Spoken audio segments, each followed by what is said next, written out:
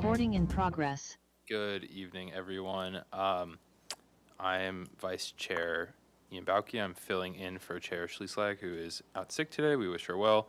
I am calling the meeting of the City of Santa Barbara Transportation Circulation Committee on August 20th, 2025 to order at 5:30 p.m. Could I have the roll call, please? Committee Member Blackerby. Here. Committee Member Rodriguez. Present. Committee Member Smith. Here. Chair Bakke. Here. Committee Members Bickford, Metzenberg, and Seedslag are absent. We have a quorum. Gotcha. And then, Ms. Grant, are there any changes to the agenda today? No changes to the agenda. Great.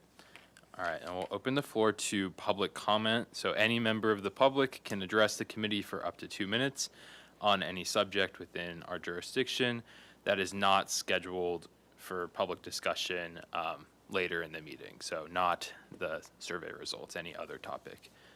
Do we have any speakers? Chair General? Bakke, we don't have in-person general public comment, but we have 2 electronic items submitted from David Timmel and Tori Kampman for distributed prior to the meeting. Gotcha. And you didn't want to make a comment here? Well, I submitted it by email. Okay, gotcha. Cool. And thank you for the email. And our project team will be circling back with you probably next week. I had some staff out. No. But you are welcome if you want to expand on it to speak now if you would like. No pressure. And just so when you do provide the public comment, the protocol is we also can't respond. It's just that we receive the public comment, but there isn't an exchange back because it's not part of Yeah, the okay. agenda. Okay. Completely up to you. But thank you for the comment. Yeah, definitely appreciate it. Thank you for coming. Okay, well, with that, Ms. Grant, do we have any announcements? Just one small announcement. I think it came up at the last Transportation Circulation Committee, but there was the report, the grand jury report related to e-bikes, and then there was at City Council, I think it was on the consent agenda about 1 or 2 weeks ago for the draft response back, but also happening at the Police and Fire Commission, of course, at the same time as we're having this hearing, that item is on the agenda. So if anybody was curious from the commission or wanted to see the playback from that meeting, just to see how the Chief Gordon or her team responded, I encourage you to look at that. And What was the date again? it's today, Oh, actually today happening we have overlapping Fire. yes, Right. hearings, but I think it was just expanding from the City Council, just again, the draft response. We will be talking about just through the traffic safety results. There was e-bike related questions and that type of thing, but just wanted to make you all aware that that was happening in tandem with this meeting, and more to follow once I have more information, since I'm also missing that item. Gotcha. Sounds good, thank you. All right, we'll move on to the consent agenda. And Chair Belke, if we could just reflect for the record that we had additional commissioners show up to the meeting. So, yes, committee member Metzenberg and Bickford. Didn't miss much. Thank you for coming. Present. Great, so we can move on to approval of the minutes from our last meeting on June 26. Do we have a motion to approve? So moved. Do we have a second? Second. All right, well, we have a motion and a second to approve the minutes from the last meeting. Any discussion? Seeing none, all in favor, please say aye. Aye. Aye. Aye. Aye. Any opposed? Any abstentions? Abstain since I was missing. Okay, thank you. And motion is approved with one abstention. All and we'll move on to our staff report, the Safe Streets for All planning effort, review of the traffic safety survey results. Recommendation is that the committee review and comment on the traffic safety survey results that will be included in the engagement and collaboration chapter of the Safe Streets for All action plan. Ms. Grant, you're presenting, right? The floor is yours. All right. So yes, I'm very excited to discuss the citywide traffic survey results with you all tonight. Be providing an overview. I think again we'll be reviewing what we heard from our residents that took the survey. And as far as for comments tonight, again, we're in the listening stage. And hearing from the residents. We will be having a future meeting on approaches based upon what we're hearing from our residents, and also our independent review of collision data analysis that you saw a couple hearings ago. So, but it's really to, if there's comments from the survey that resonated from you, or if you have any other observations or something as we begin to write some of these chapters under the engagement collaboration as part of this planning effort, certain things to think about, that's what staff would really appreciate. Just again, a refresher for this planning effort, really for this, starting in this past August of 2024 is when we had a meeting kicking off this planning effort and went to City Council for the appropriation at the end of September. So really kind of the next, over the next year and a half, we'll have very intensive meetings on this safety effort. And just as a reminder for those that might be tuning in, not familiar with the planning effort, again, we were awarded just under $800,000 to put this planning effort. And really the goal of the planning effort is to prevent traffic related fatalities and serious injuries within the city while increasing healthy and equitable mobility for all by strategically identifying infrastructure improvements that remove barriers to safe mobility. Of course, we're also looking at enforcement and education as part of that too. And again, we really see this as the 2.0 efforts to our bicycle master plan, pedestrian master plan, and Vision Zero strategy, because most of the projects from those planning efforts will be completed in the next couple of years. So really, what's the next really phase of infrastructure projects, and with safety at the top of mind, of course. So tonight again, we're focusing on the engagement collaboration part of the plan. Or I guess 2 months ago when our last hearing was, we had a report out for kind of the sister survey to the larger survey was with a focus on safe routes to school. But this particular survey was sent out citywide. And this, again, this is sort of the planning effort milestones. So again, we've completed the traffic safety survey, and now a lot of it over the next month will be very intensive for staff with respect to traffic safety countermeasures, and then also diving into some of the policy analysis and equity considerations. So let's dive into the traffic survey results. Some of the results I'll just sort of quickly go over, and then there's ones that I will take longer pauses on. And the longer pauses will be the questions that were open-ended. So we have enough time to go through there. There was a lot of really good information.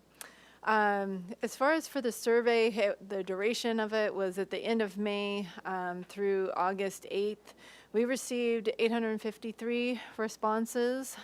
So generally that is pretty good. We kind of kept circulating through Nextdoor and City News and Brief, and putting out sandwich board signs too at other key areas throughout the city.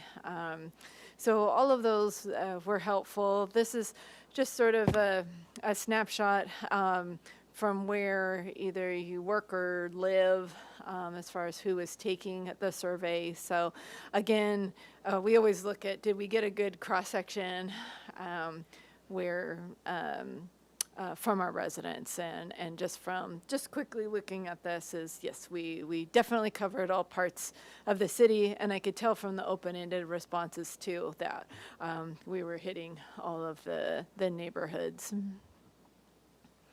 As far as for mode of transportation, the graphics here are pretty small.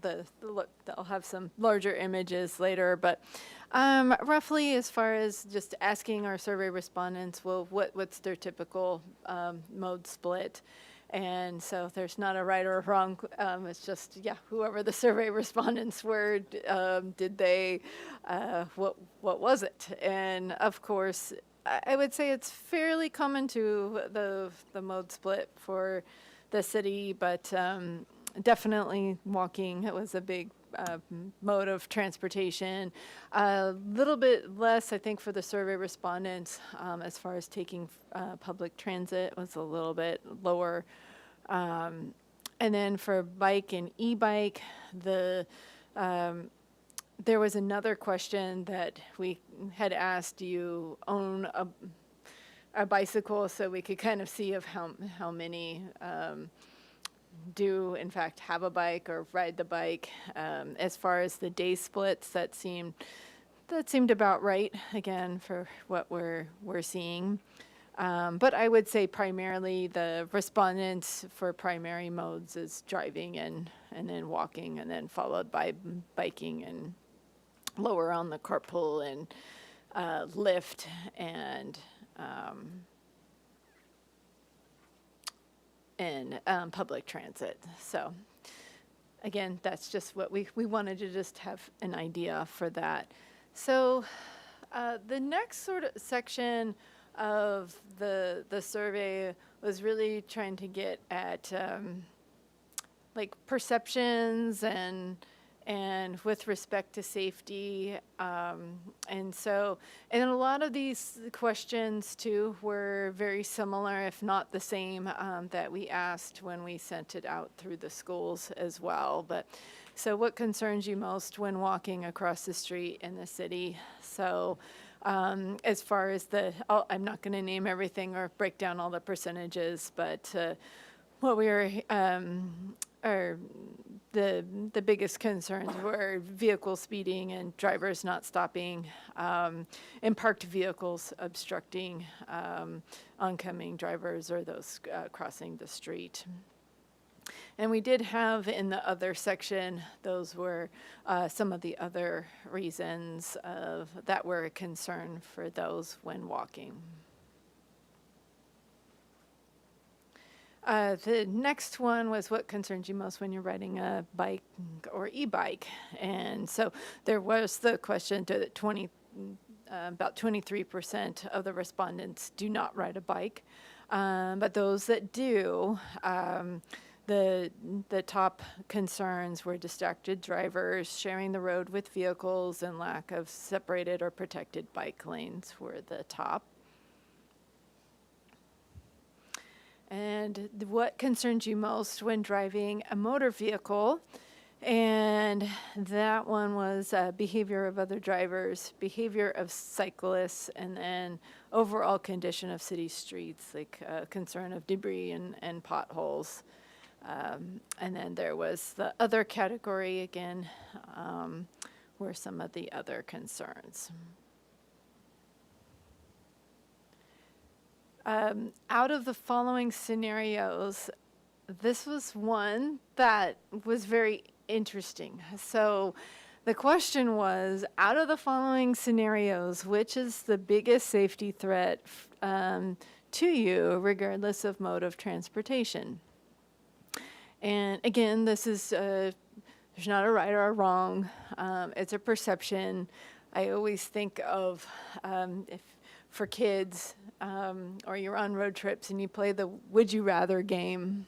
And the would you rather game is you're presented with a certain scenario and what would be your biggest threat, like being eaten by a shark or eaten by a grizzly bear or those types of things. And so again, it's never a right or wrong, it's a perception. But how the respondents answered this was a surprise to us. And the reason being is so coming out at the top, which we had anticipated, was people driving sometimes speed or do not share the road safely with walkers or bikers. But within under 2 percentage points is people riding bikes sometimes go too fast, making illegal turns or ignore traffic signals and stop signs.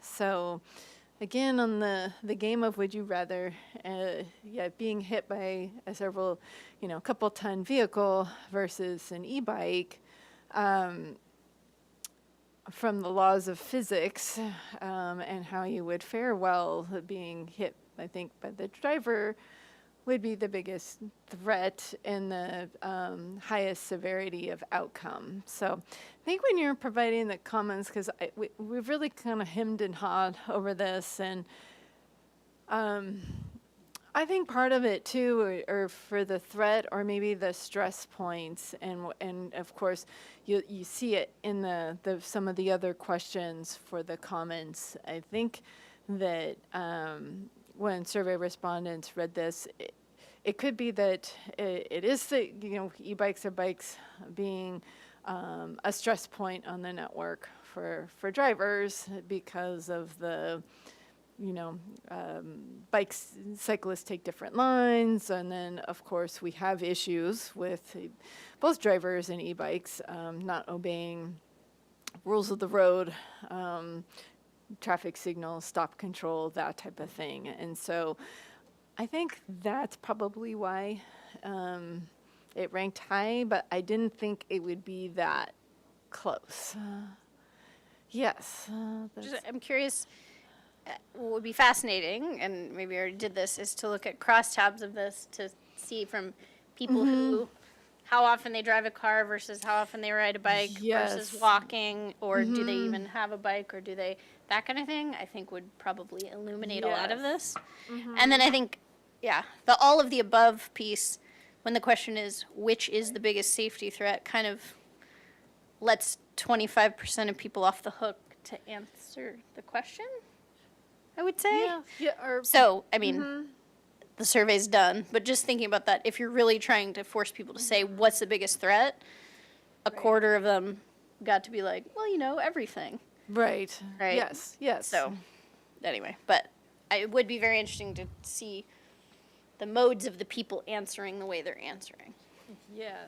Because if you're a pedestrian, and maybe you just haven't had bad experiences somehow, like crossing a street maybe, and you just are on one side of the street all the time or something, and then maybe bikes are, you feel that like the closest threat, or the thing you're used to is cars are always doing silly stuff, and it's just the water we swim in, and now there's a fast bike coming up on it or something like that. Right. But anyway. No, thank you for that, because when we're trying to summarize this and create the chapters for what we're hearing from residents, we can dive in a little bit deeper on that to see if there's any other things that we want to note on this. I did say that we had that same question when we sent it out to school families. Again, it was mainly parents answering the survey and some teachers or staff, and that it was the people driving one was rated a lot higher. But anyway, so this was one of the ones I wanted to pause on a little bit more. But did you have a question? Yeah, well, I have a lot of experience with public health surveys in my professional career, and I don't think the question is great. Right, okay. It seems vague. If I was the person answering it, I'd be like, wait a minute, I would really feel like it was a safety threat if I hit a bicyclist in my car. Right. And so I think it's That's- vague as to as to whether how it's the- personal injury or just in your life, how you would feel if you were in a dilemma. And I think that may be one of the reasons that the answers are So, close. yeah, Yeah, no, thank you sure. for bringing that up, yes. All right, and then the next one, what concerns you most when driving a motor vehicle? And, oh, hold on, sorry, I went backwards. Let's now, the next set of questions were, again, a few months ago, we went over the draft traffic collision analysis. And so we knew what our top collision factors were. And so a lot of these next round of questions were kind of just more to let the respondents and educate that these particular issue areas were the top and to kind of get a pulse of, did they know about it, and is that a certain is that valued as an issue area? So one of them, again, one of our top collision factors was speeding. And so what motivates you to follow the speed limit? And again, it was because I care about other road users, so that's good that we are caring for our community, because speeding is dangerous, because it's the law. I did do some cross tabs on this one, just to see if it was a little bit different between age groups, that type of thing. But no noticeable difference. I assume this was select all that apply. Yes. That one was, yeah. Yes. And then I find myself driving above the posted speed limit. Most of is because they're keeping up with the traffic flow. There's I'm not paying attention to speed. So that's another one, because that's a common request, is to have speed feedback signs. And so, yeah, maybe that would be helpful treatments. We are looking at some feedback signs on a couple of projects that are in design right now. So how important is it for the city to take action to address speeding? It was very supported that we continue with the speed enforcement. This was one, are you aware of driving under the influence? Because this, for a city of our size, driving under the influence, we have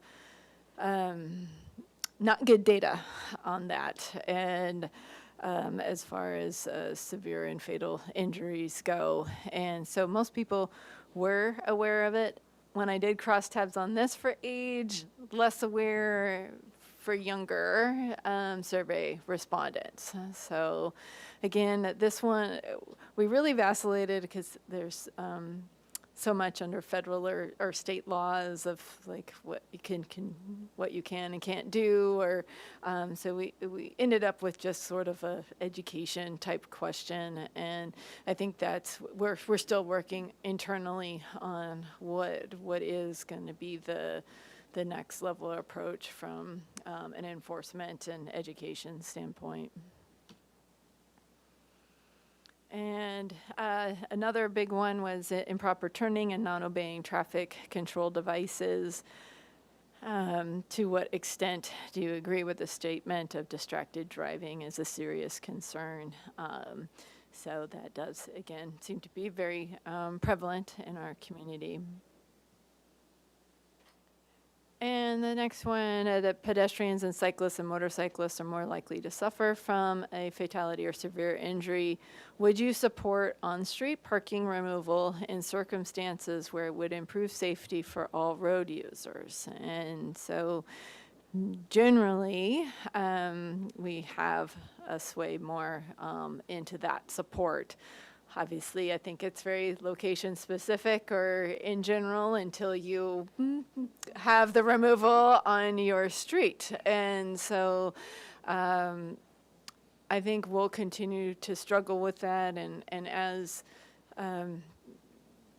we develop more and more housing and for those, the arena unit numbers of 8,000 units, and most of the development now for state regulations, you do not have to park, which doesn't completely mean that you're a zero-car family. And so we will continue, I think, to have demands for on-street, but it's a value of moving people in safely versus the private car storage. So that's, again, it's will continue to be a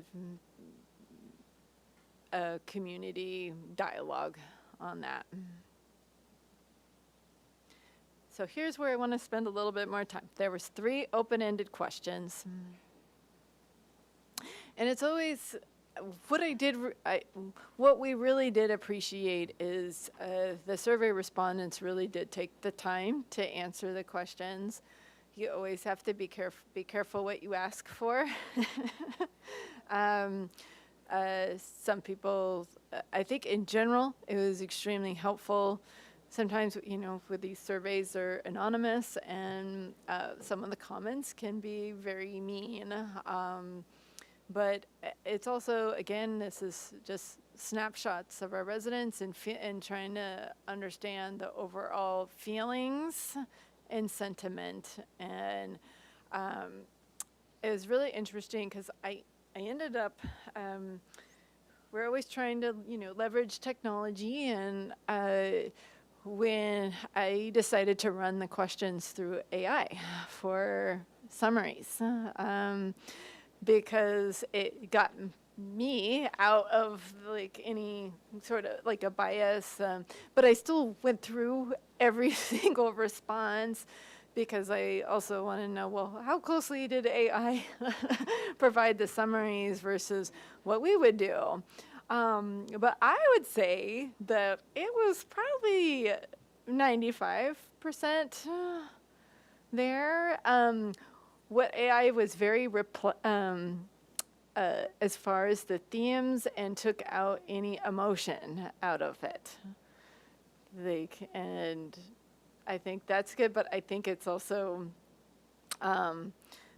that's what, as a staff, you kind of, again, you have to read the actual comments to really kind of feel the weight in the issues. So what you're seeing in the next outline, I have highlighted in yellow the questions, and then what the themes that we were seeing with each of these, and I'll dive in a little bit further. So the question was, e-bike collisions are on the rise in Santa Barbara, while drivers are often found at fault. There's also a growing number of incidents where e-bike riders are responsible, often due to unsafe speeds or not following traffic rules. What changes or improvements would you make to feel safer riding or sharing the road with e-bikes in Santa Barbara? So in summary, there was 5 themes that were detected from this, and we'll go over those. So, and when I go over these of what we're hearing again tonight, I'm not gonna get into, oh yes, we can do this, or oh no, tonight was really us, or we're listening, and then it helps us as an internal team prepare to, well, what would the responses be? I might know a little bit, but tonight I won't be going into any of that detail. That's what will be in our October meeting, and then community engagement workshops. So, but I would say in general, like many respondents, they did suggest for e-bike riders, especially minors, to have a license or some kind of required test, that type of thing. Mandatory safety classes. Right now, again, we have moved Santa Barbara County that does our educational outreach. Also, the police department has, last year was going out to the junior high age kids, and we do have a joint grant with MOVE and the police department to do more continued education, focusing on the junior high level, but MOVE also is also educating the younger grades as well. I would say on average, at least for e-bikes, it's probably maybe 4th grade, as young as 4th, and then up. And so again, there was just definitely a want for more safety classes. Regulation and enforcement, speed limits, traffic law enforcement, and that's big.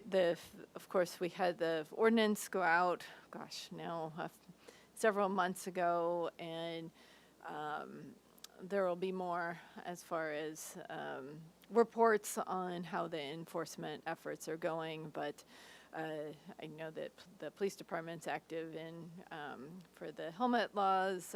Potentially, I think the impounding the bikes for repeat violations.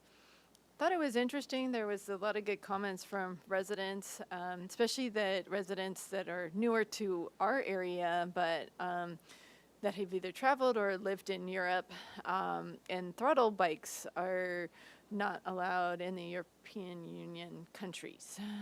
So I thought that was really interesting. So I personally want to take a little bit deeper dive onto that. And then, of course, just, about the multi-use paths and all of that. And I think there's still probably confusion, too, between e-bikes versus the Surons that are not e-bikes, but that are definitely out on the multi-use paths and types of enforcement for that. A lot of residents recommended minimum age requirements. I know that that's a continued discussion at the state and federal levels. And then really having parent responsibility.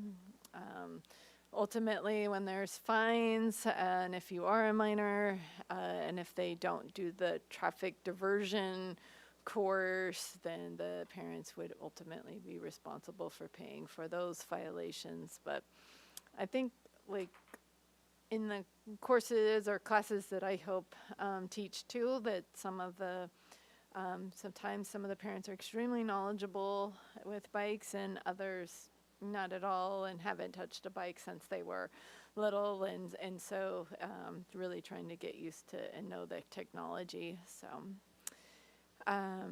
and we do have, besides Move Santa Barbara County, there are resources. So we just sent out this week, now that school's back in session, just reminder of all the online courses that are available from the CHP and People for Bikes and all of that. And then infrastructure improvements. And we're using, it's not always our names, but using what the residents are so you hear lots of the separated bike lanes, dedicated e-bike lanes, continuous bike lanes, that sort of terminology. In general, I would say a separation of road users was very prevalent in the comments. And then just general community outreach, always continue about public awareness about e-bike safety, and then signage and markings on the various infrastructure facilities. So that was the e-bike question. There's 2 more open-ended questions I'll get through, and then we can have, again, I'd love to hear some of your comments as well. The next question is, if you ride a bike or an e-bike in the city, what routes or bike facilities work well for you? Because especially with surveys, it's always easier to to go on rants or complain, and oh, I think that's always prevalent.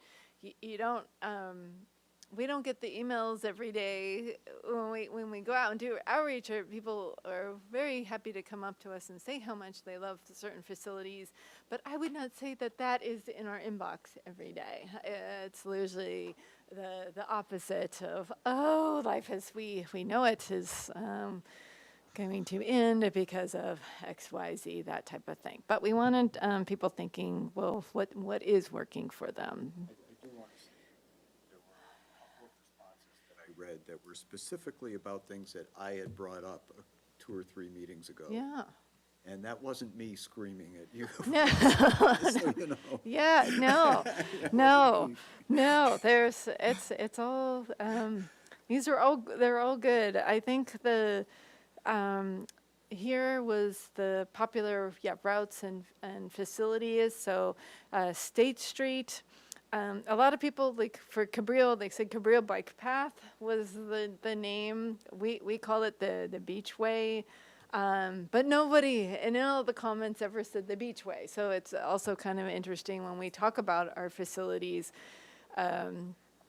Just as I think with my kids, like when you go to a park, rarely do we actually call it by the park's name. It's always, oh, it's the Shark Park or the Airplane Park or that type of thing. And so it was kind of interesting too on how people describe some of the facilities. I'm like, oh, they're talking about this. So. But Cabrillo or the Beachway, Las Positas Modoc Bike Path, Castillo and Bass Streets. They talked about a lot of widened bike lanes, and I think what was meant, like for us, it's the buffered bike lanes that residents were liking. Auburn Trail, most of people do not know. Also, there is people that know it by name, but a lot of it's the path that gets you to UCSB or Goleta Beach. So even though that's, again, not in the city, it's a very important connection for residents going out, because a lot of residents work out in Goleta, and then vice versa. There's residents from unincorporated county Goleta that come in to work. So. And then I received a lot of good feedback on the bicycle boulevards on Sola, Gillespie, and Alisos. The buffered bike lanes that recently came in on Chapala and De La Vina. Shoreline Path and Drive, and then the protected bike lane on Coda. So those were the positives, but even when you ask a positive question, is it always all positive? No, there's some additional information, but these were, again, kind of similar to the e-bike question, again, of separating users, and then areas for improvement. So this is the one, and of course, we knew Upper State Street will, again, it didn't get a lot of focus, I think, in the 2016 Bicycle Master Plan because there were so many other things to address ahead of Upper State Street. But now with a lot of the land development projects coming in and different, ordinances for redevelopment, I definitely think that is going to be a major focus when we think about the next phase of infrastructure improvements. Cliff Drive came up a lot. It's actually funny because in my head, we've been into the design phase, so I'm in La La Land. Like, what are you talking about? Cliff Drive's amazing, but it's only in my head. It's not built yet, and it is. It's like when you drive, you're quickly reminded that it is not a fun route. So we had plenty of residences reminding us that something needs to be changed. I'm happy that we're in final design now on that. Folks were also requesting more crosstown connections, of course, with the SOLA coming in, but those wanting more. De La Vina Street, that's a big one. And I know we've been in analysis for this. There's where we've had the lane reduction because of collision patterns on kind of in the Cottage Hospital vicinity. and we've had huge collision patterns in the downtown De La Vina, but between those, that's where we still, from a traffic congestion standpoint, have the 2 lanes in operation, and we've actually been doing in real life closures to see what that looks like. So that is something, yes, Mr. Bailey has been working on. I don't have a response yet, but I think that when we go out to the public for approaches, we will definitely need to be addressing that. Anacapa Street, there was a lot of just general, stress points about that. And part of Chapala Street, more in the downtown. So basically the utilitarian streets, how they're not comfortable to ride on. Haley Street, although we have the bike lanes, I think why it's still considered a higher stress route is because that's where you have a lot of semi trucks, just with the nature of some of the land uses right in the immediate area, and it doesn't feel as nice as like the Ortega bike lane that doesn't have as much heavy semi truck on there. And then so we have people that love Alisos, and then there's some that wanting to have Alisos probably have the separation between users, but then that's when we get into the on-street parking removal issues. So, but just wanted to highlight that was on there.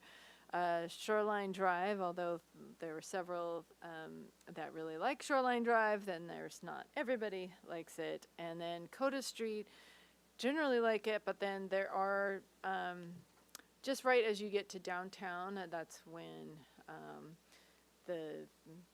you get away from the protected part of the bike lane. So I think that is being voiced. And just general, again, we're on the question of what's working well, but this is distracted driving, bike lane maintenance, and traffic speed. And additional comments, e-bike regulation, need for more bike parking, and continued community engagement. So those were kind of didn't want to miss those, even though that wasn't directly what the question was asking for, but I still want to recognize that those are comments that we received.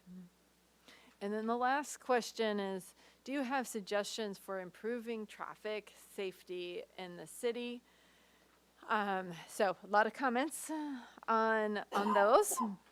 And these were the 8 themes, so I'll go into that. Enforcement and education. I think everybody's frustrated, just enforce on our existing laws, more frequent enforcement, that type of thing. Continued education programs, safety awareness campaigns. Infrastructure improvements. I think what we're seeing from the street lighting that we have been installing on a lot of the bike routes, that it's very favorable, but just really a need for continued improved street lighting. We've come a long way in just the time in my tenure in public works, from having the high pressure sodium street lights to then LEDs, and that has really been improving the roadway. And I think now has been kind of like the Milpa Street, where a focus where sometimes the main street is lit, but not the cross streets, but really recognizing all 4 legs. So that's been a lot of our infrastructure projects and safety projects, is installing that. Just general and more sidewalks, more bike lanes. Again, that separation of bike lanes is very common in the comments. Traffic calming measures, lots of speed bumps and humps, roundabouts, narrowing lanes, everything to slow traffic down. Again, e-bike regulations, that licensing, speed limits for e-bikes. And then the specific problem areas, we've been in this ongoing State Street Master Plan effort that just kind of seems to be I don't know, stalled. It's in a circle right now, but we didn't have any questions related to State Street, but a lot of feedback again on what's working well. State Street's very highlighted that really cyclists love it, but then there's a lot of comments, and the comments are very raw, like, this is why isn't it open to vehicles? So we're still seeing that, and as I don't anticipate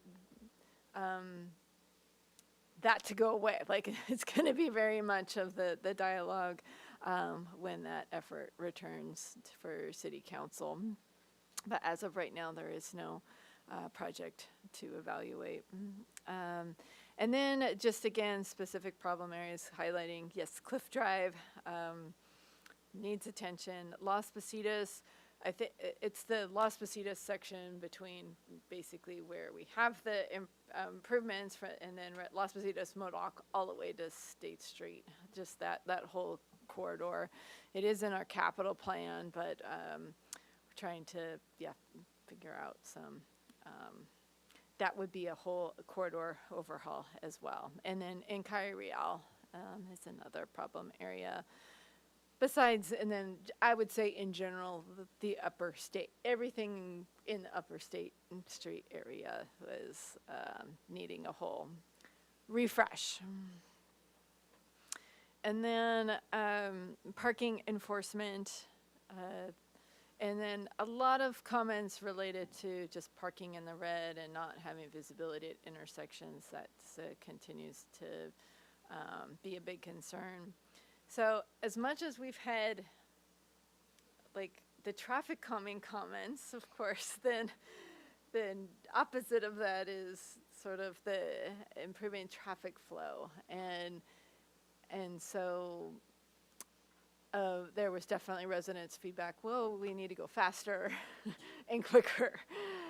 And I find that interesting too, like when we have our web, just for various, I mean, we're working on efforts all throughout the city all year long. And I always observe a dynamic where, and I don't think residents even realize that they're doing it, but for them personally, like if you were to read it between the lines, we'll want to get to school or work or whatever the destination is as quick as possible. But for the rest of everybody, there should be a speed hump every 2 feet. So that is really hard to wrestle with that. And I think that people don't even realize they're doing that, to recognize sort of the irony between that. So, and then, yes, public transportation came up too, again, just for the residents and seeing really the projects coming in, projects forecasted of that public transportation it's going to be a continued need and value. And then just general to encouraging ongoing community feedback and about traffic safety planning. So we are planning to do that for sure.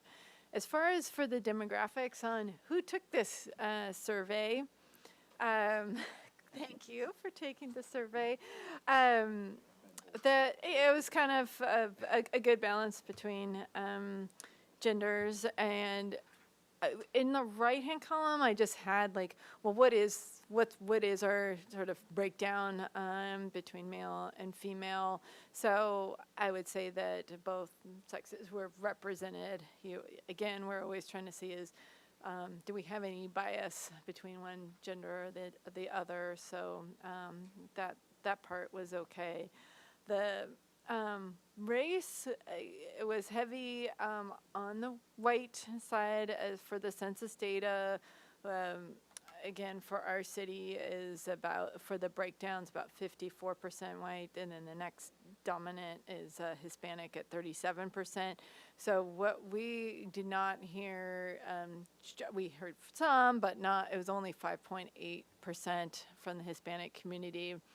We are just, with everything going on in the U.S. right now, we have been seeing drops from the Hispanic community and overall, like at just community events and at different outreach events. So that's something, again, I tried to run a little bit of crosstabs on that just to see if there was anything of significance for the Hispanic residents that did respond.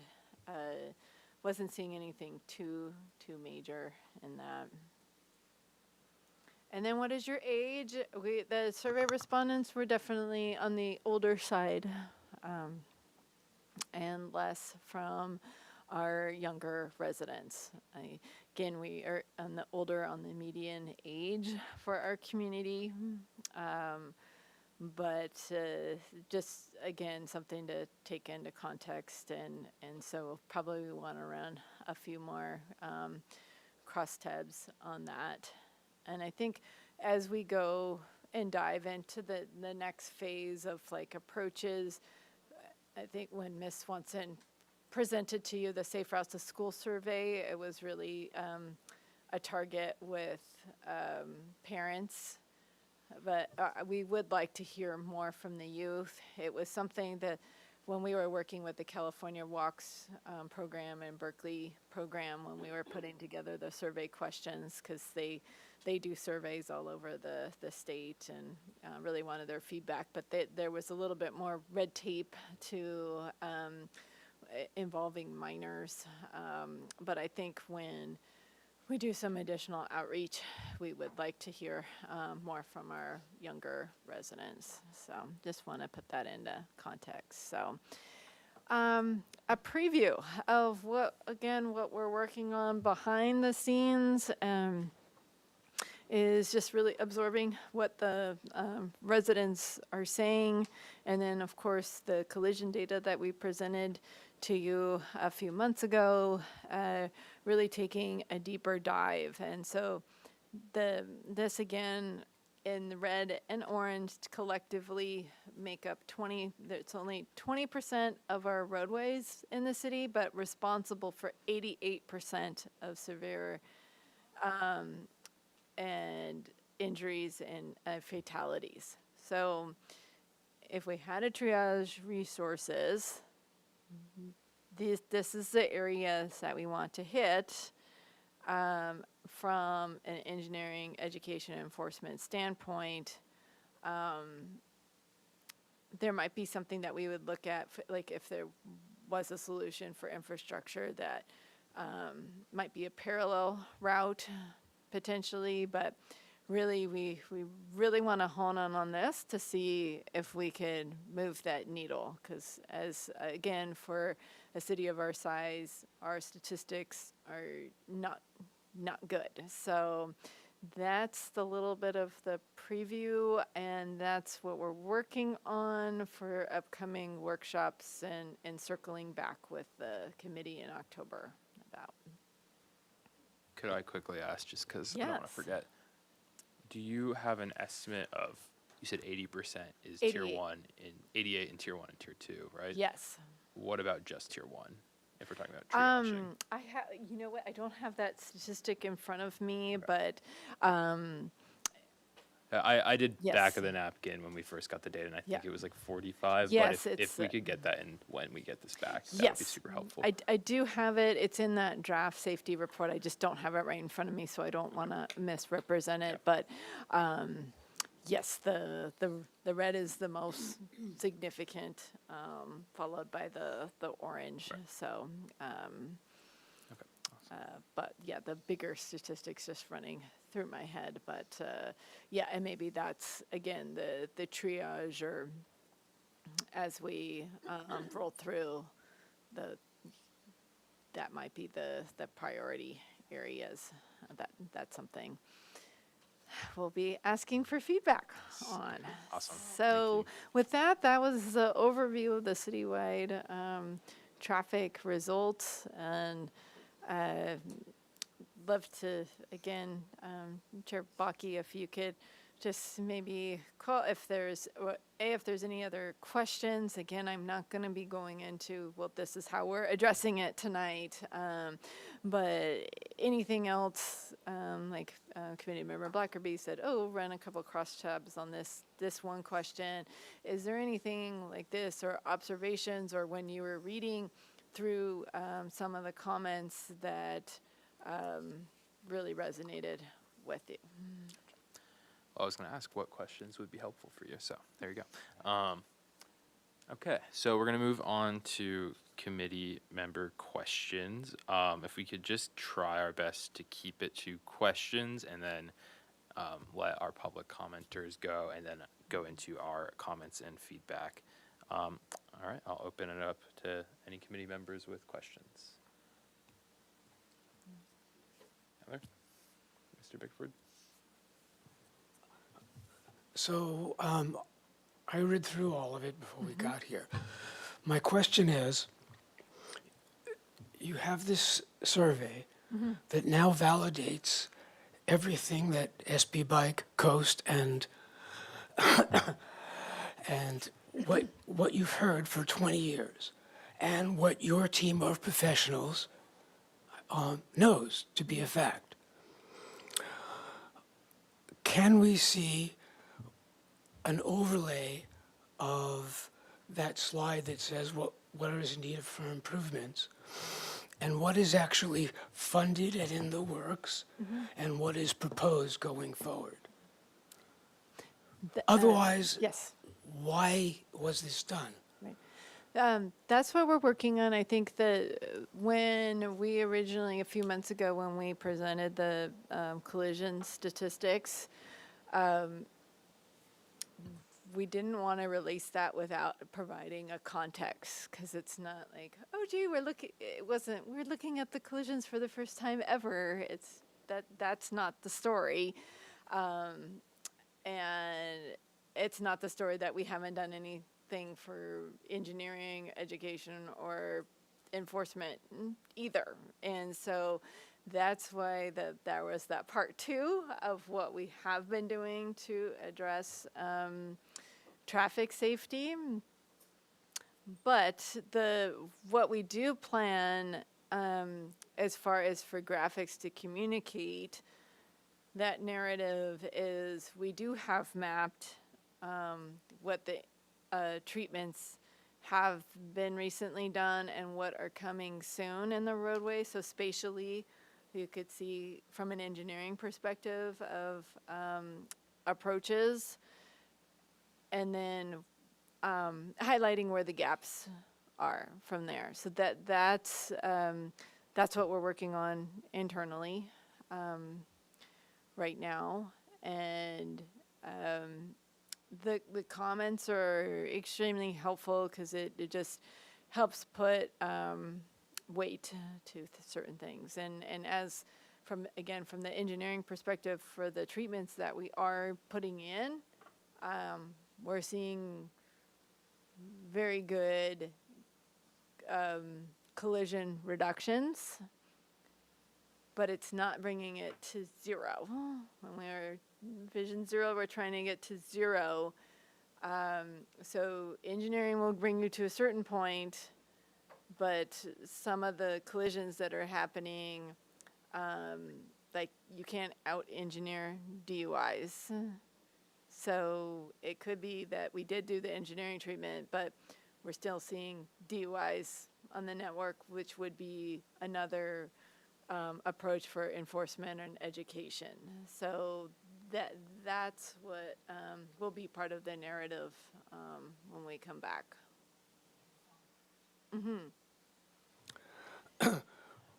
One thing that has been lacking in our community for about 5 years is traffic enforcement.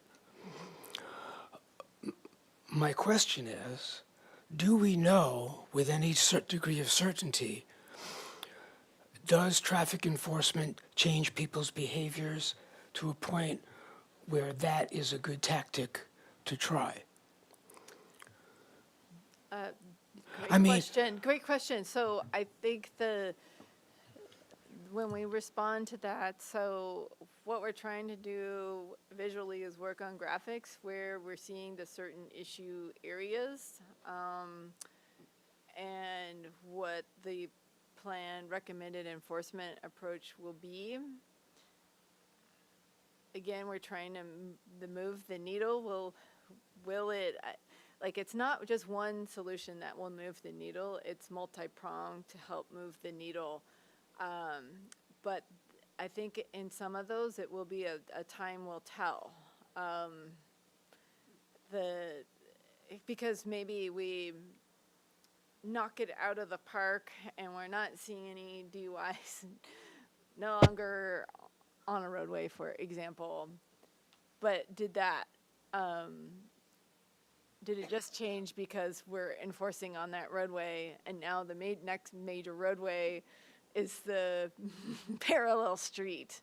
Did we just move the problem instead of solving the problem? That's the time will tell part. Well, one thing that I noticed that seems to happen at the beginning of every school year hasn't happened with any degree of consistency, but did see it within the last week, is a police vehicle parked at an entrance to a school. No one's in the police vehicle, but people slow down and stop and pay more attention just because it's there. That's like, free enforcement. I don't see why that's not done more consistently. Got my attention. Of course, I wasn't speeding. I'll follow up. And for an education thing, I was curious when they lowered the speed limits on Cathedral Oaks Road, how much does that affect my travel? So I asked ChatGPT to do the calculations for me. And it thinks that the average commuting distance in Santa Barbara is 5 miles.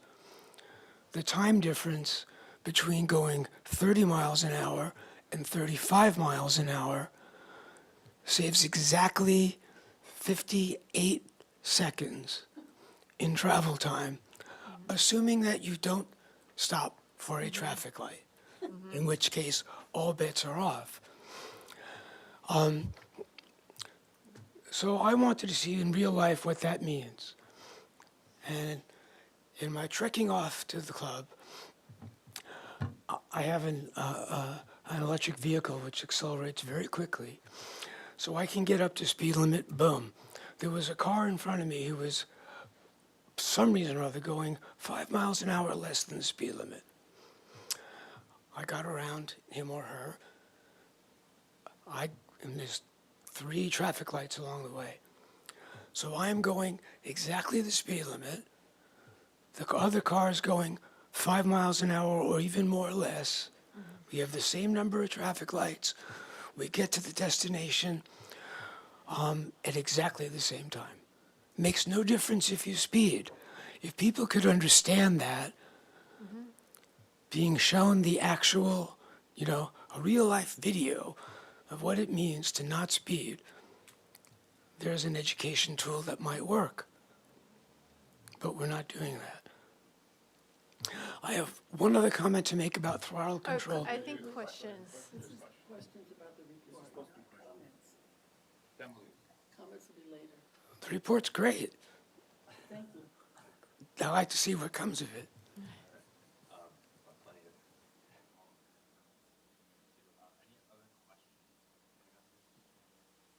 Yeah, I don't know if this is appropriate, but is it possible to just get the data table? Because like you were asking about, crossing the data. It would be fun to play with it, but I don't know if it's okay to release. Yeah, well, what we're hearing from the from the Transportation Circulation Committee, and then we did do it like initial roadshow with the Police and Fire Commission and Neighborhood Advisory Council. There had been requests to, with some of like the data tables, and because a lot of times in reports you'll see just static maps, and we're being asked, can we do any story mapping? And I think we're working on that. I think with the survey, it's a little bit, I'm always trying to look at different survey platforms. We used ArcGIS Connect 1, 2, 3, and I'm not sure if that actually, I'll have to dive into that further to see if they have the public interface. I think it's something you have to have the license when you receive it, but so I might have the crosstabs for that. I might still have to do static maps on to play around with it, but no, but I think what, as far as collision or approaches and that type of thing, I think we are, in the collision data, like, there's a goal to have that in story mapping where you can select different layers or that type of thing. I know Police and Fire Commission is meeting right now, so I don't know if we have the same meeting every time, but. No, I don't okay. think it, yeah. But would it be possible to have a presentation from law enforcement to come to talk about enforcement, and we can ask questions and stuff? Because I feel like we're always doing this, Right. asking planners and engineers about enforcement, and like, you might know something that they're doing, but like, that's to me the thing we've been missing over the years. Like, someone will come and sit in the audience, but it's like, can we learn what they're doing and then ask them questions about that? That is something for the approach that we do want to have the larger team Yeah. for that and present. That'd be great. Thanks. I'm trying to limit it here. I'm remembering, I'm trying to put this whole questionnaire in the context of, Mr. Bickford brought it up appropriately, that we have had improvements, and we've had a lot of activity always to improve traffic, Right. improve safety, make people more safe. And this is just a small piece. So I'm thinking of an example that I'd like to try and figure out how to put my head around it. The intersection at State and, is it State, well, State near De La Vina, where De La Vina ends, where the Trader Joe's is. Yeah. And that was identified a number of years ago now as a really hot spot. Lots of accidents, lots of problems. So I remember at this committee, we were told, this is a bad one, here's what we're gonna do to fix it. Right. And I would assume that it's a lot better now. So I'm just saying, gosh, that was a hot spot 5 years ago, but there were several hot spots like that. And you had that map you showed tonight, that's like a new version of a map that we saw with Derek Bailey and y'all in past years. I've been on the committee so long, I can't say whether it was 5 years ago or 2 years ago. But my main point is that it would really be nice to see what we did before, this was all implemented. I try and see something more Right.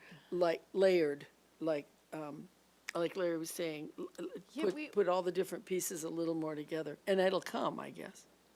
Yeah, so that was part of the, what we're doing now to address traffic safety. So we took a table of all the recent projects, what the engineering treatments were, and then what, from a percentage, where we saw the collision reductions. Right. So, the short answer to your question is we're always analyzing, and it's always in a different context. Most of the times, or at least in recent years, it's been related to kind of focusing on different neighborhoods. And And so those big projects for the neighborhoods that we were working on, again, will be wrapped up in the next few years on. And so for this particular effort, yeah, that's why we're calling it like a 2.0 to existing efforts. So if you were to look at our high injury network, you'll see a lot of the streets are like, wait a second, you've done projects on those. And so some of them we have, and so it's trying to visually show, well, here's the engineering treatments, but maybe the engineering treatments just came in last year. So there's not enough data to know, like we have a year's worth of data. We know it's trending in the right direction, and we're continuing to monitor it. So those are the exhibits that we're working on right now to try to tell the story. Well, one more thing I want to mention is that, yeah, this information seems similar to what we've seen in the past. Citizens feel the same. They have for a long time. But now we have the new issue of e-bikes. That's the current era. But I think when you implemented Vision Zero, I remember we really wanted to try hard to present information to the city council and going forward that wouldn't get rejected by the community. So this, to us, sounds like, well, this is normal, this is the way people are thinking, they want safety. But when you actually, rubber hits the road and you go, well, on your street, we're gonna drop the speed limit 5 miles, or on your street, we're gonna drop the speed limit 10 miles, it can get tremendous pushback. So I'm just saying, I think the questionnaire is extremely useful, even though it's similar to things that have happened in the past, because you never know where the pushback's gonna come. Right. All right. Unless anyone else has more questions. All right, I have a few. So just your preview in the very beginning, I think I've asked you this before, but just a reminder. So the pedestrian and bike master plans are both more or less implemented to the extent feasible, right? That we conceive them of. We had a list of capital projects, and bike plan being the most recent of between the pedestrian master plan and bicycle master plan. But kind of the last biggest bulk of projects have been funded and will be in the ground prior to 2030, and that's what was the forecast year, was up to 2030. Yes, and gotcha. Yes. So I guess my question is, should we be thinking of this ultimate end product of the Safe Streets for All plan as like the 2.0 of those and Vision Zero and or the circulation element? I think you have separate statutory requirements with that, but I'm curious, just like from a city policy planning view, how does this fit into all of those? I think it's a 2.0. It's still focused. I think instead of it being like a neighborhood plan, it's not a neighborhood plan. It's larger than a neighborhood plan, but it's smaller than a full wide, like looking at every single street in the city. So I would say, like, again, if we were to pull resources, we really need to still continue to concentrate where we're seeing the stress points on the network. So it's a 2.0 to that. Will it? I think the projects will inform probably the next decade of needs. And then from there, then it's a recheck. Did we move the needle and significantly decrease?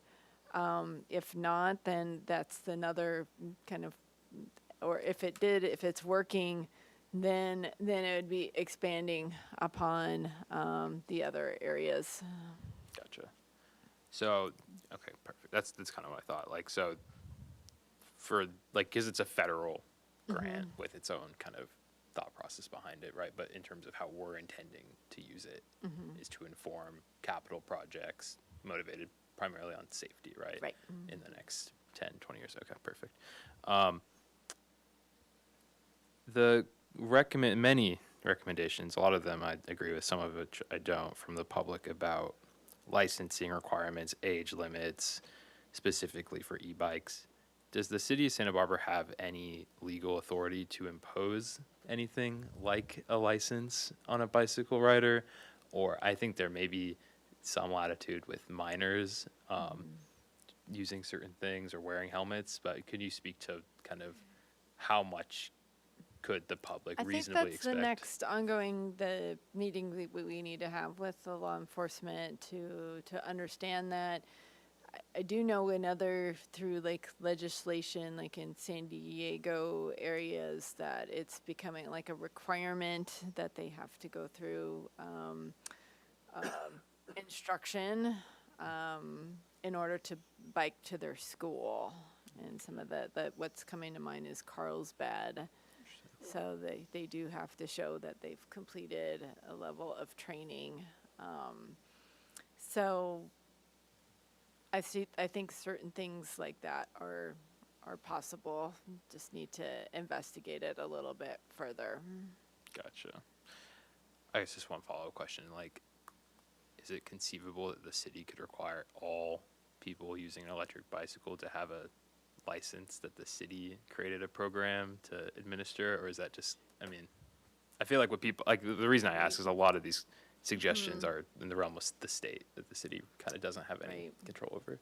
I think I understand the intent. I think if I were to read between the lines too, like just having when you go get your license, you have to complete the written test before you do the actual driving test, and so I think that's what I feel like the residents is. How do you make sure the education piece is happening? And so I think the most obvious then, because you get a license, so that's how you're forced to do it. I think there might be other ways to do it. The con to that is really making e-bike is still a very affordable way of transportation, and not wanting to discourage for having license requirements for certain segments of our population that might feel a big concern going into the DMV. Yeah, I share that concern. I appreciate that answer. Okay. Any plans, you mentioned the neighborhood advisory committee and, or commission, I forget, and the fire police commission committee. Any plans to present this specific data or data from the survey results to other advisory groups and or city council? Or are we gonna wait to have the fully baked cake to go No, to city council? city council will have, I think they will have the end part of it. We definitely wanted to have the roadshow on the collision statistics and what we're doing right now for traffic safety. I'll continue to work with this. It's the same staff liaison for police and fire as it is for the neighborhood advisory council. I wanted to get on the agenda for the approaches, and I think it's something that we could share. I'd like to put this on our website, the survey results, that they can maybe read on their own time. But I do anticipate at least one more touch point with both of those committees. Okay. And I'll slip in a comment just before I forget. I think as much as possible, making sure the final decision makers on what the consequences of all this work are going to be have an expectation that it's coming and kind of have been previewed and briefed on what they're going to hear, so that there are no surprises or why wasn't I told about this at the 11th hour kind of stuff that tends to happen. That's just my only concern. And then, okay, last question is, I guess I'm just curious about the thought process on the open-ended questions, two of them being about e-bikes pretty specifically or biking, and then one kind of more general. I'm just curious, like, why those questions as opposed to, I don't know, like picking a random arterial and say, like, what do you think we should do here? Or, well, how do you think? I would say the thought process for the e-bike question, was a couple things.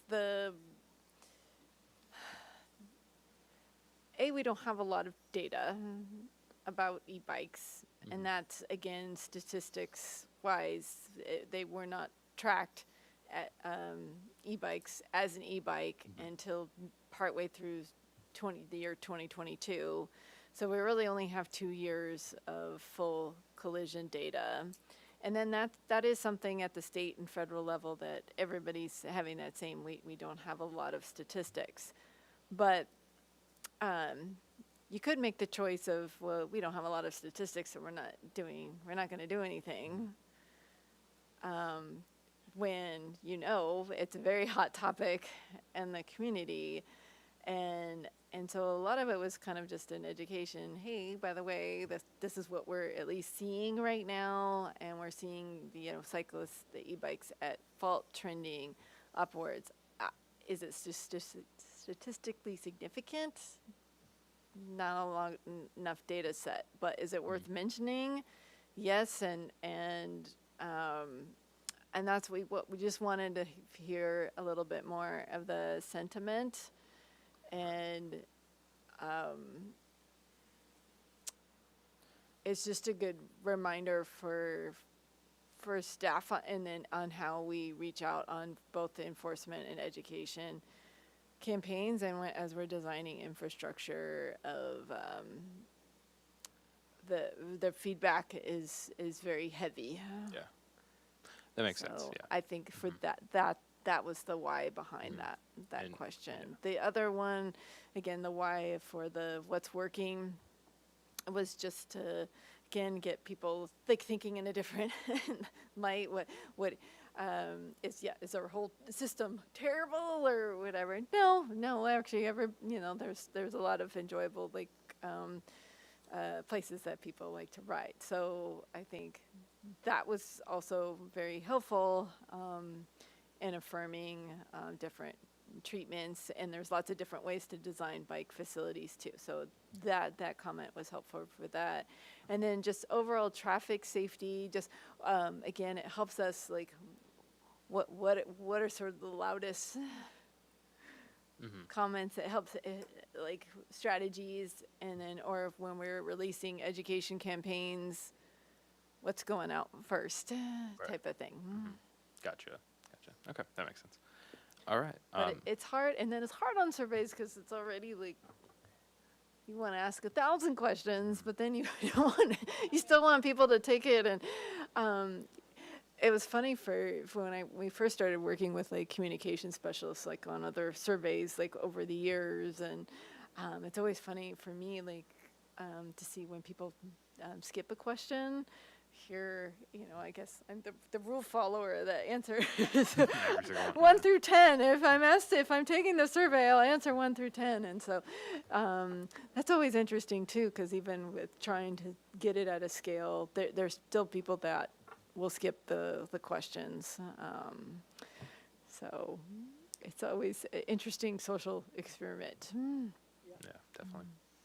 Okay, those are all my questions. Any last call for questions? All right, great. We can move on to public comment. Are there any speakers for public comment? We have one online speaker, Sarah Siechlag. Okay. Oh, there you go. I'll unmute. I'll allow you to speak, Sarah, and then you can unmute. All right. Hello, everyone.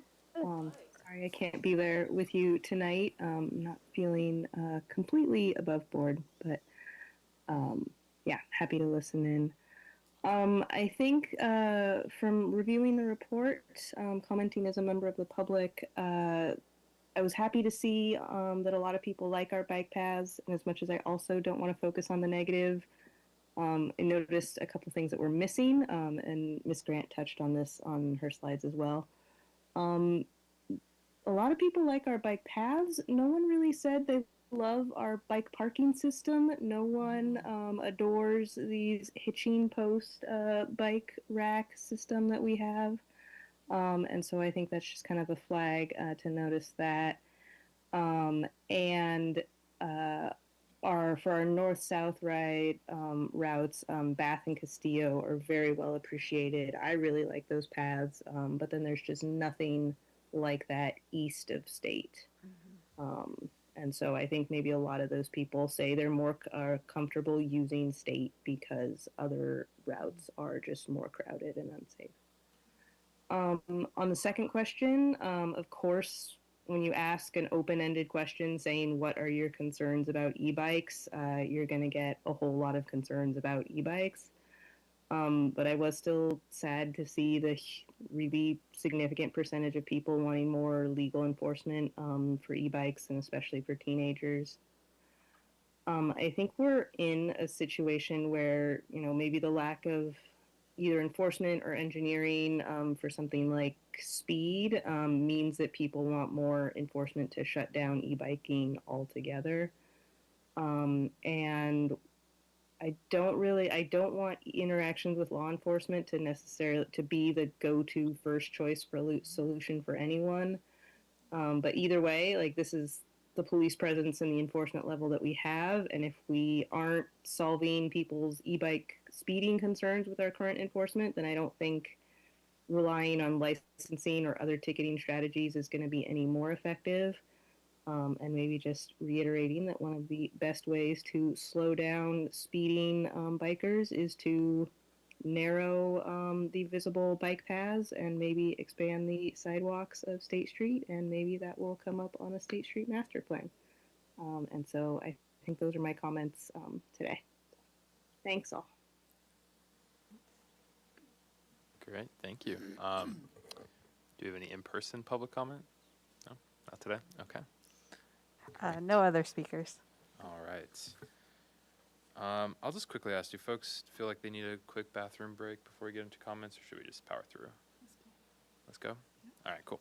All right, well, I will now open it up to comments and feedback on this item. Commissioner Smith? Yeah, so I haven't put this together as coherently as I'd like. I had a lot of comments, which you pretty much all covered all of them in your thing. But everybody's talking about enforcement. There was like one or two comments in there about using positive feedback. And there needs to be more of that. I mean, education can be a positive thing, but if there's an example in my past, I don't know what happened in California when I was young. I lived in Connecticut, and when I was a kid, bottles were, they were reused by the soda companies, the beer companies, and there was a deposit, and you returned them. The deposit was a lot of money back then, so everybody did it. And then the bottles got disposable, and everybody threw them on the roads. So, like in the early 70s, I was fixing my tire, fixing a flat at least once a week, maybe twice a week. I got really good at it. I could, I could do it in like 3 minutes or something. It was and then the bottle bill hit. And at first, the deposits were enough to actually be an encouragement. But then there was like right away, there was a period of very high inflation. And it quickly became not significant. And like none of us return our bottles for the deposit anymore. But everybody stopped, in that first 5 years, everybody stopped throwing bottles on the street, and they never started again. It's like people got the message that it's not okay, like society actually cares about this. Don't throw your bottles on the street. And they never started again. It's like it just got soaked into the gestalt. Santa Barbara is a place where if 4 people pull up to a 4-way stop at the same time, everybody sits and stares at each other. It's like, I grew up in New England, and you go to Boston, and it's warrior mentality. I mean, you talk about enforcement. It's like everybody gets tickets because you have to drive like that to survive. It, you know, and it's not like that here.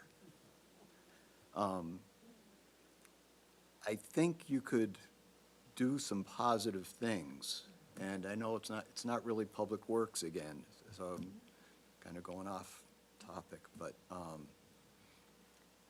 I think like some of the stuff that you folks do, good work, but it's like, I don't know, give kids a candy bar if they're riding their e-bike responsibly, or, something that they actually want. I don't, but, do things like that. A couple of times, like when kids were riding on State Street in ways that would piss off old people, and I would catch up to them at a light, and I've talked to them very nicely, it's like mentioned that if I had an e-bike when I was a kid, I would be really horsing around on it because they just look like so much fun. But when you do that on State Street, it's like they're a bunch of crotchety old people who are going to make life miserable for all e-bikes, and it landed. It's like I think maybe you can move the needle on that stuff.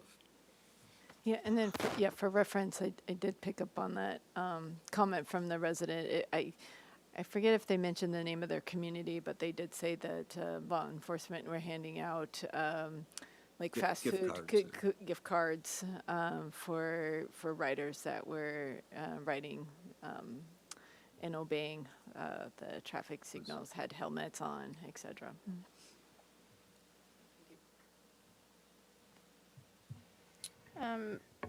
So yeah, it's great to see all this and to see it keep moving in the right direction. And as the data becomes more rich, it'll only get better. I think that the two things came to mind to me. I mean, one, the education piece, which I feel like when we adopted the Vision Zero policy, there was gonna be a public education campaign, and I think there was a consultant and whatever, and it just never happened. I don't know why. I don't know, that budget got eaten up, probably, whatever. I would assume out of this there will be education more than what's happening now, right? And we have good sort of direct engagement in schools and things like that with the trainings, but I think that you could do so much, and you have so much good data from this now of why people do what they do or don't do what they do. What are those motivating factors to be safe or not safe? That having a sort of all modes public, campaign could be really effective and hitting people in different places, right? Not just online or in the media, but, in buses, on bike path, different things to get people in ways where you're gonna get all modes in multiple languages and things like that. And one thing I was thinking is working with, when you're doing that and being clear about we're all doing stuff we shouldn't be doing, right? As opposed to this is the bad person or whatever, oh, it's all cars or it's all e-bikes, but it's maybe we look at our phones when we cross the street. Don't pay attention, right? Guilty. That kind of thing where it's okay, we're all in this together. We all have to protect each other, and maybe we can all do better, But one thing I was thinking, especially to work with youth, to target youth, is some of the, I was thinking Santa Barbara High School, the VADA folks of helping design specific youth targeting campaigns on things. They would know what would land, and they, give them the data and everything, all the information, and then they would know what would land, and then they could work things up, ideally compensated, or it's a class project or something. So it's communities are educating themselves with support from the city. I think would be cool to see, and I would imagine people would want to participate with that. But I'm excited for, I mean, I do want to know more about the enforcement because, yeah, we just kind of haven't heard about it over the years, and I know they've been short-staffed too, and I think there are, to Ms. Seachlog's point, there are ways to do it that aren't just, yeah, sort of like the worst-case scenario that you think of, and then other things are like, you know, to me, we're so focused on e-bikes these days, is like, people driving cars do crazy stuff every second of every day, and it's so dangerous, right? When I think about the scary things that happen on the road, that's the one, right? When your life flashes before your eyes, it's usually because a car did something scary, right? Failure to yield to pedestrians. I mean, that is just so common here, right?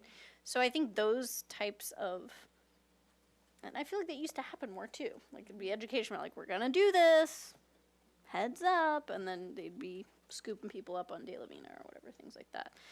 Even just putting out a press release that this is happening or that this happened, I feel like has an impact because it gets covered in the media or whatever, and then people are like, ugh, they might be watching me blow past that pedestrian who's trying to cross the street. So anyway, I'm excited about getting to the point where education is happening, so where we don't just have to rely on very expensive engineering, we'll do that too, and frankly, enforcement is expensive. But that sort of self-policing, if you will, of people being reminded, like, this is a problem, we need to be safer, I think can go a long way. And there have been tons of really effective campaigns that we don't have to totally reinvent the wheel on, no pun intended. But anyway, I'm excited to help with that whenever that comes, because I think there can be a lot of good touch points across the community.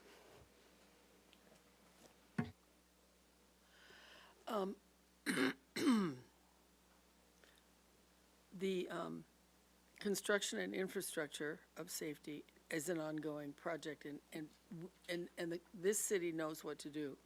It's just a matter of whether you can get funded. I mean, that's my observation. So that's a piece we've kind of got covered. And I'm not real interested in heavy-handed enforcement that can't be really fulfilled. However, I think that, but it's true from this survey that it is, whether we like it or not, the e-bike thing is just staring us in the face. So I would kind of piggyback on what Hillary said. I know we have regularly had presentations by the grammar school bicycle program that's very successful. Takes the younger kids, teach them how to ride bikes. It's been around a long time. It's volunteer, but it's pretty impressive how many people they get to volunteer to train kids every year at every grammar school. And I would love, I'm just putting it out there, to see something exactly like that at the junior high schools. High school's too late. They're all riding the e-bikes and regular bikes at junior high age.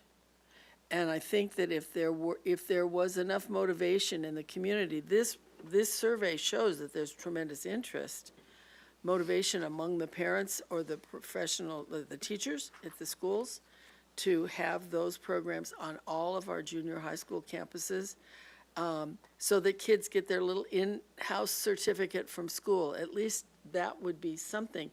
Because I think a lot of kids are well-intentioned, but they have no education. I said this at a meeting probably last year, but my grandson, who's now 16, when he was 14, his parents got him an e-bike, and he said to me, Grandma, should I ride this like a motorcycle? I don't know what the rules are. His parents weren't teaching him. I hate to say that.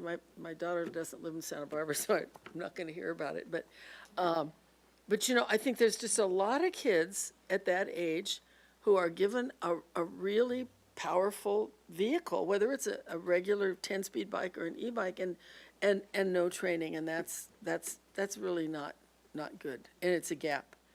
Maybe the state of California will eventually make licenses for people to ride e-bikes, but I think, as you said, Carlsbad's doing something. I think as cities can actually probably get something done, and it feels like the Achilles heel in our program. I live on Modoc, right off Modoc. And I live on that beautiful bike path. very expensive bike path that works beautifully, and we have beautiful plants.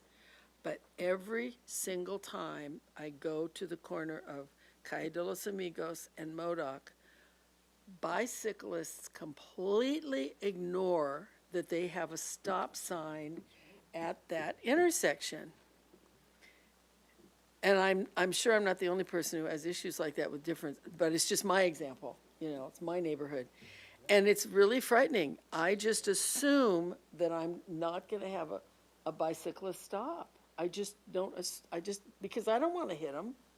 I wait and see if they actually are gonna slow down or not. And usually they don't. Very rarely will you have a bike actually stop when he or she is supposed to at that intersection. And I'm not talking about the bike lane that's in the main roadway. I'm talking about the one that's on the sidewalk. So that's a big concern, and I don't know exactly how to fix it, but I think it's worth mentioning. But otherwise, yeah, I think that's my only big comment on this, on the whole report. I would support most of this. I would support all the suggestions that are made. And most of these people are my age, not that much younger than me, so we're good. So thank you. Okay, hold on. I'm about to break with you guys on a couple issues here. The e-bikes and teens. I really think we are vastly overthinking this issue. I do not open up Ed Hat or Newshawk and see stories about maimed people on e-bikes. If we have data showing how many people are getting hurt on e-bikes, I'd love to see it, but I don't think we do. The vibe I get is that we have the get off my lawn crowd very upset about young teenage boys on e-bikes. And I get it, because when I'm driving down the street and there's 3 kids doing wheelies on their e-bikes in front of me, I want to turn them into hood ornaments too. It's really obnoxious. But is that as big a problem as it's, a safety issue as it really is just annoying? Unless we have data saying that it's like this huge issue, we don't need to go out and make all these rules about it. Also, the guys who are doing this, I was one of them once. I was a young, stupid teenage boy. I do not see teenage girls doing this, so I'm going to pick on the teenage boys. I do not think any sort of licensing and education is going to help because they know what they are doing is wrong. They know they're not supposed to be riding in the middle of the street. It's fun. The bikes go fast. They're enjoying it. So I don't, and if you try to do some sort of like carrot thing to incentivize them not to, they'll behave momentarily to get that reward and then go right back to doing what is fun. I think your only real solution to that is enforcement with teeth. If a kid is misbehaving with their toy, you take the toy away. If they continue to misbehave with the toy, you destroy the toy. You get rid of it. Go run it over with a bear cat and make a TikTok video out of it so that all the other kids know what's going to happen. It's just, I don't know. I really do think we're overthinking that too much, and I would not go down the road of licensing and education unless you are somehow have so many cops around that you can stop and check kids on e-bikes for their licenses. And we don't have the resources to do that, so let's not even go down that road. Other thing I wanted to talk about is this letter that we got here from a Miss Tori Chapman that really resonated with me. So since I've been on this committee, I've seen a lot of data here which shows what the main modes of transportation are in this community. And it is overwhelmingly the automobile. And it's not just a preference, it's a necessity. It's got to do with distance people commute. It has to do with shelter from the elements. It has to do with physical abilities and time that people have available. We are focusing too much on helping bicyclists, which we should. We should worry about people getting hurt when they don't have a big steel cage around them. But we have to remember what the main mode of transportation is, and it is overwhelmingly the automobile. So when I hear a letter, I read this letter about a person who commutes via bicycle, worried about losing her parking spots and telling us that people are parking in the red zones because we are taking their parking spots and that we are incentivizing a behavior that we do not want. They're parking in dangerous places that's going to block people's views. It's going to block access to fire hydrants.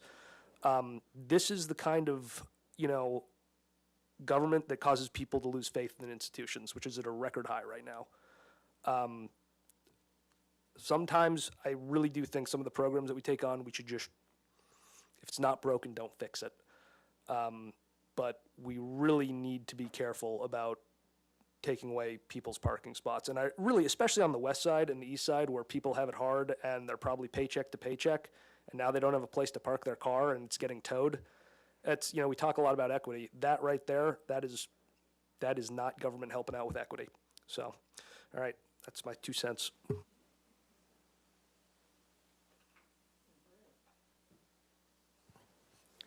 I think there needs to be, in the discussion of e-bikes, a differentiation between pedal-assisted e-bikes and throttle control e-bikes. They are a world apart. If I had my druthers, I would say that no one under 18 should be ever sold a throttle control bike. No one should have a throttle control bike unless they have a physical disability which would make it otherwise unable to use a regular bike. That's a good rationale. It is the rationale that is used throughout most of the rest of the world, or at least in Europe. Throttle control bikes are not allowed to be used on the street. It's as simple as that. We stop selling them, the problem goes away. Kid wants to do wheelies on a regular bike or a pedal-assisted bike, go for it. That's on them, but they shouldn't put their irresponsibility on us, and that's throttle control bikes. I've had both, so I know. That's all. Thank you. All right. Well, thank you all for the very good discussion there. I got a few notes here. I'll just start saying I agreed with Chair Schlick's public comment entirely. I'm going to try to cover everything I wanted to say, but also respond to some things I've heard here. Committee Member Metzen, how do I say your name? Metzenberger? Close enough. Yeah. All right, gotcha. Metzenberg. I agreed very strongly with you until I stopped agreeing with you.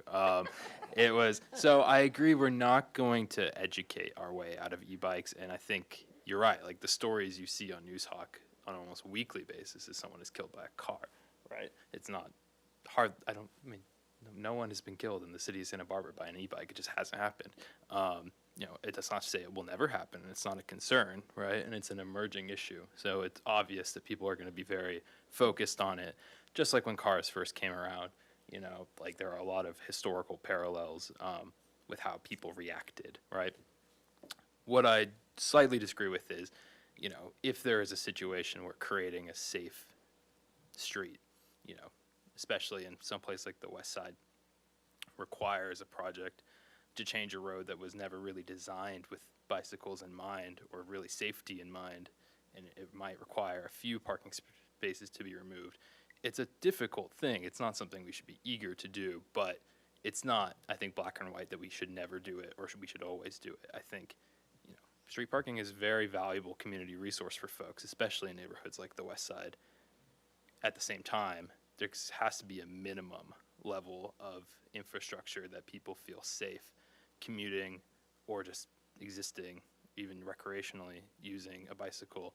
And I think we see from these results, these are overwhelmingly an unrepresentative sample of our community, but very reflective of the types of folks who come to the government meetings and weigh in on these issues, especially, and the folks posting on Nextdoor, right? It is representative of that sample. What I was surprised to see is that even though there's a consensus that e-bikes are an issue and young people on e-bikes being reckless is an issue, I think we all agree with that. There's still consensus that the solution to that isn't just ban them, it's get them out of the way, make them safe, put them out of harm's way, which means to separate them from traffic. So I think, it's going to be difficult. Like we have the survey here, I forget which page it's on, where it's like 55% of people said they'd be okay removing street parking to make it safer to bike. But I agree that if you asked them if that was their parking spot, that number would plummet, right? So it's not to discount, this comment or what you're saying. I totally hear you. I just think there has to be kind of a minimum level of expectation, which is that everyone can get around safely. And then everything else, in my opinion, is peripheral from that. And so we have education, we have engineering, we have enforcement. Those are all strategies to get to a goal of, in my opinion, safety first on the roadways. And to me, it's engineering. Like, it's the most expensive, arguably, depending on what it is, but it could just be paint, right? And that's not very expensive. A cop patrolling State Street 24 hours a day is a lot more expensive than paint every few years, right? So I think the point I'm trying to get at is, specific feedback that's helpful for you. I think you got a good cross-section of the city.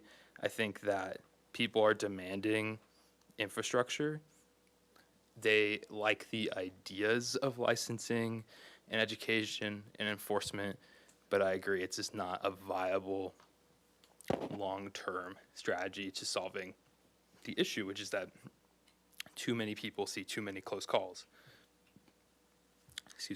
on their daily commutes and going around town. And so the only thing the city can do that fixes a road long-term isn't, putting something out on social media that they can just swipe through, right? It's like the bulb outs are a great education device. You hit it once and you're gonna start turning a little bit better, right? And every time someone hits a bulb out, in my opinion, it's like a success, because otherwise they could have been hitting a crossing pedestrian, all right? So that's, I think, where all the focus needs to be, honestly. And if none of the bikes were cutting people off, because they had their own separate facility, you wouldn't be getting these comments. I think, let's see here.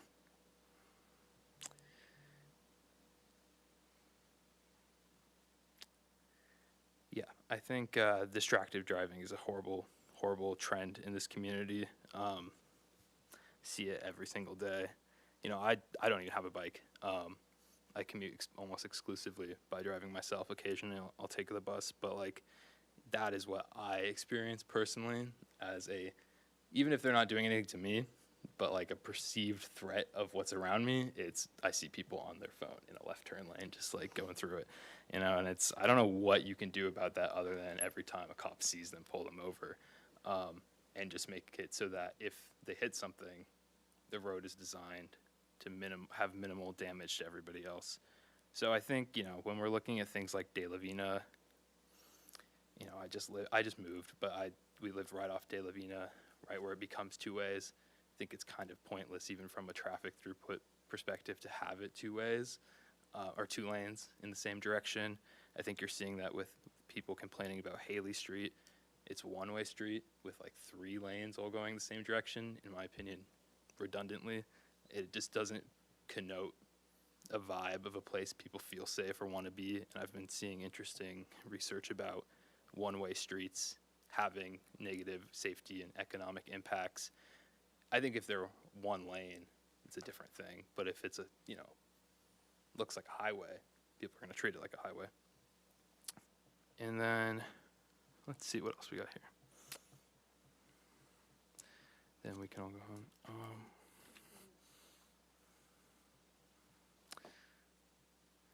Yeah, I think I'll just summarize. I think a lot of really valid points have been made about, the e-bike really is the flashing red thing in terms of what people are going to bring up. The reality is, the data is, the thing that kills people in Santa Barbara is people making mistakes or being careless behind the wheel. And the number one material way that we address that is by investing in those 20% of roads that are causing almost 90% of those injuries. And so I think it's gonna take a lot of tough decisions, and like people are not gonna be happy with some of the changes because they're pretty major changes to what they've seen their whole lives. But I think I'll bring it up again. Like I saw Milpas mentioned repeatedly in this. You have bike lanes over here, bike lanes over here, and the most dangerous street, according to our new data, in the middle where there are no bike lanes. And then we're told we can't put in new bike lanes because, concerns. People in 2019 at a meeting didn't like the idea. I think, to me, it would be inconceivable that we finish this project without looking at the traffic configuration on Milpas. Doesn't mean you need to make it a road diet like it is on north of Coda the whole way. You could remove the left turn lane, make it so people can only move right into the businesses. You could remove one of the travel lanes. You could remove some of the parking. Like, there are a variety of treatments that you could come up with, but I think the overwhelming consensus, even from a survey of folks who don't seem to be super thrilled with the way people are biking in the city, the overwhelming consensus is that we need bike lanes where people want to bike, and that will be kind of the larger solution. So anyway, that's my piece there. I really appreciate the discussion. Open it back up if anyone else wants to weigh in or add anything. Short. I don't correlate education and enforcement as as like one unit. I think education for people who get a new e-bike is analogous to when your young child gets a regular bike and needs to be taught how to ride it and how to take care of it properly.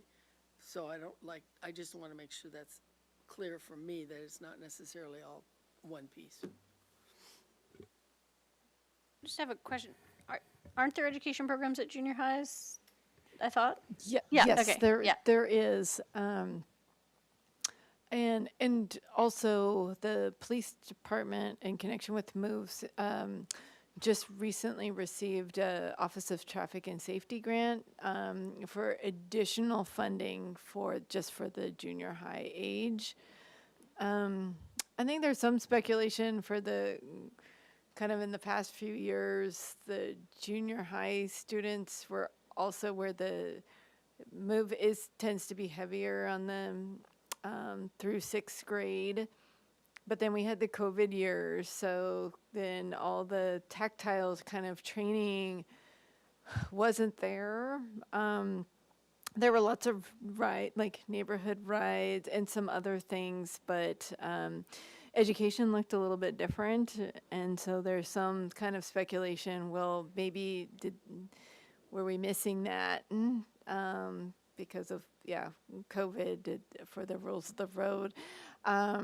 It is interesting because when we do have outreach, and again, I try to volunteer as much as possible too, for those like e-bike events, or if I'm not able to be there, I'd like to get a debrief from Move.